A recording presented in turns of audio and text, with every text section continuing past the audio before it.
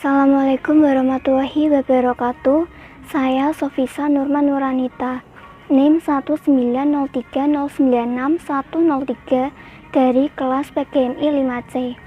Dalam video media pembelajaran ini saya akan memaparkan materi Akidah Akhlak kelas 4 semester 1, yaitu tentang sikap sabar dalam menghadapi cobaan melalui kisah Siti Masyiatoh.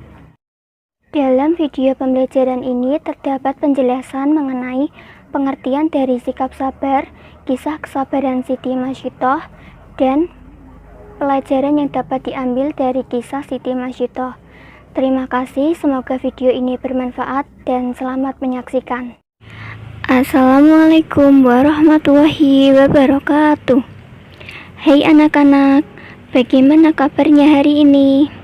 Semoga semuanya dalam keadaan sehat ya. Alangkah baiknya sebelum memulai pembelajaran, marilah kita membaca basmalah bersama-sama. Bismillahirrahmanirrahim. Pada hari ini kita akan membahas tentang tabah dan sabar dalam menghadapi cobaan melalui kisah Siti Masyiatoh. Pengertian tabah dan sabar. Sebelumnya, adakah yang tahu tabah dan sabar itu apa? Tabah adalah sikap seseorang yang bersabar dan menerima segala cobaan yang diberikan oleh Allah. Sedangkan sabar bisa berarti dapat menahan diri untuk tidak melakukan hal-hal yang bertentangan dengan hukum Islam. Tabah dan sabar adalah sikap menahan diri dari keluh kesah. Tabah dan sabar merupakan sikap terpuji. Tabah dan sabar bukan berarti menyerah tanpa melakukan usaha apapun, tetapi menerima keadaan yang dialami dan terus berusaha. Ketika Rasulullah berisra Mi'raj, tercium aroma sangat harum. Penasaran, Nabi bertanya kepada malaikat Jibril, "Harum apakah itu, hai Jibril?" Malaikat Jibril menjawab, "Itu adalah wangi dari kuburan seorang perempuan solihah bernama Siti Masyiatoh dan anak-anaknya." Kisah perempuan yang memegang teguh kebenaran dan keimanan kepada Allah. Siapa Siti Masyiatoh perempuan solehah yang dimaksud malaikat Jibril? Siti Masyiatoh hidup di zaman Fir'aun, si raja kejam yang menganggap dirinya sebagai Tuhan. Di sekitar Fir'aun ternyata ada beberapa orang dekat yang diam-diam beriman kepada Allah dan Nabi Musa. Mereka mengikuti tuntunan kitab Taurat. Orang-orang terdekat itu adalah Siti Aisyah, yaitu istri dari Fir'aun, dan Siti Masyiatoh yang mengurus anak Fir'aun. Seorang lagi bernama Hazakil. Ia adalah pembuat peti tempat Musa balita ditaruh untuk kemudian dihanyutkan di sungai. Di istana, Hazakil menjadi orang kepercayaan Fir'aun. Ia menikah dengan Siti Masyiatoh. Suatu hari terjadi perdebatan sengit antara Fir'aun dengan Hazakil. Fir'aun menjatuhkan hukuman mati kepada ahli sihir yang menyatakan beriman kepada Nabi Musa. Keputusan tersebut ditentang keras oleh Hazakil. Sikap tersebut membuat Fir'aun curiga. Jangan-jangan Hazakil selama ini beriman pula kepada Nabi Musa. Atas sikap Hazakil itu, Fir'aun mengganjarnya dengan hukuman mati. Hal itu tak membuat Hazakil takut. Ia tetap yakin Tuhan yang diimaninya tidak ada yang lain kecuali Allah. Suami Siti Masyiatoh ini ditemukan meninggal dengan kondisi mengenaskan. Tangannya terikat di pohon kurma, sedangkan tubuhnya penuh dengan tusukan anak panah. Masyiatoh sangat sedih melihat kondisi suaminya. Namun ia bersabar dan berserah diri kepada Allah. Ia berkeluh kesah kepada istri Fir'aun, Siti Aisyah. Aisyah pun memberikan nasihat kepada Masyiatoh agar dia dan anak-anaknya bersabar. Namun ia bisa membaca isyarat dari Siti Masyiatoh yang beriman kepada Allah. Di akhir nasihatnya, Aisyah mengatakan bahwa selama ini dia juga beriman kepada Allah, tapi menyembunyikan di hadapan suaminya. Sepeninggal suaminya, seperti biasa, Masyito menjalankan tugasnya sebagai perias putri Fir'aun.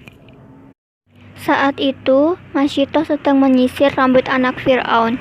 Tiba-tiba sisir dalam genggamannya terjatuh. Ketika mengambil lagi sisir tersebut, bibirnya refleks mengucap Bismillah. Ucapan itu membuat anak Fir'aun terkejut. "Apakah ucapan yang kamu maksud adalah bapakku?" tanya anak Fir'aun. Siti Masyito dengan jujur mengatakan bahwa maksud kata itu ialah Tuhan sesungguhnya, bukan ditunjukkan untuk Fir'aun, yaitu Robku, juga Rob ayahmu, yaitu Allah, karena tiada Tuhan selain Allah, katanya. Jawaban itu membuat anak Fir'aun tersinggung. Berarti ada Tuhan lain kecuali bapaknya. Anak Fir'aun itu mengancam melaporkan keyakinan Masyito tersebut kepada bapaknya. Masyito tidak gentar karena ia yakin Allah adalah Tuhan yang sebenarnya, bukan Fir'aun. Laporan anaknya membuat Fir'aun murka. Ia tidak menyangka pengasuh anaknya adalah pengikut Nabi Musa. Masyito dipanggil lalu ditanya oleh Fir'aun, "Apakah benar apa yang disampaikan anakku? Siapakah Tuhan yang engkau sembah selama ini?" Masyito tidak mengelak tuduhan itu. Dengan tegas dia mengatakan, "Betul, Raja yang lalim, bahwa tiada Tuhan selain Allah yang sesungguhnya menguasai alam dan isinya." Jawaban itu membuat Fir'aun semakin marah. Fir'aun memerintahkan para pengawal menyiapkan minyak mendidih di dalam tembaga besar. Wadah panas itu untuk menggodok Masyito beserta anak-anaknya. Pemandangan itu disaksikan masyarakat luas. Sebelum dimasukkan ke minyak panas, Masyito diberi kesempatan sekali lagi untuk memilih. Dia dan dua anaknya selamat jika mengakui Fir'aun sebagai Tuhan. Sebaliknya, nyawanya terancam jika tidak mau mengakui ketuhanan Fir'aun. Siti Masyito tidak gentar terhadap ancaman Fir'aun. Ia tetap yakin Tuhan yang sesungguhnya hanyalah Allah, bukan Fir'aun raja yang zalim. Pendirian Masyito semakin mempermalukan Fir'aun.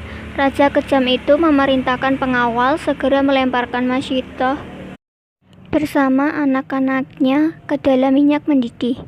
Kisah ini disampaikan malaikat Jibril kepada Nabi Muhammad bahwa Fir'aun memerintahkan melemparkan anak Masyito satu persatu di hadapan ibunya hingga yang terakhir, bayi yang sedang menyusu dalam pelukan Masyito.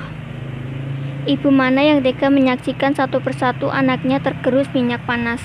Ketika giliran bayi terakhir akan dimaksudkan tembaga panas, Masyito sempat ragu. Kekuasaan Allah menciptakan bayi itu tiba-tiba bisa bicara. Bayi Masyito meyakinkan ibunya, "Sabarlah wahai ibuku, sesungguhnya kita dalam pihak yang benar. Wahai ibu, masukkanlah, karena sesungguhnya siksa dunia lebih ringan daripada siksa akhirat." Kekuatan anaknya membuat keraguan Masyito hilang. Dengan yakin dan ikhlas pada Allah, Masyito membaca Bismillahirrahmanirrahim, wallahu akbar.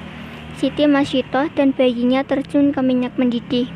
Ajaib, begitu minyak panas menggerus raga orang-orang istiqomah itu, tercium wangi yang sangat harum dari dalam kuali. Allah telah membuktikan kepada hamba-hambanya yang istiqomah ketika Masyito dan anak-anaknya dilemparkan satu persatu ke periuk. Allah terlebih dahulu mencabut nyawa mereka sehingga mereka tidak merasakan panasnya minyak mendidih. Tulang belulang Masyito bersama anak-anaknya dikubur di suatu tempat hingga mengeluarkan wangi yang sangat harum. Aroma itu tercium oleh Rasulullah ketika perjalanan Isra Mi'raj. Itulah kuburan Masyito bersama anak-anaknya, kata malaikat Jibril. Baik, setelah kita memahami kisah ketabahan dan kesabaran Siti Masyito, keteladanan yang dapat diambil dari kisah Siti Masyito yaitu yang pertama, kita dapat mencontoh sikap Masyito yang memiliki iman yang kuat, teguh pendirian terhadap keimanannya. Yang kedua, tabah dalam menghadapi ujian yang sangat berat.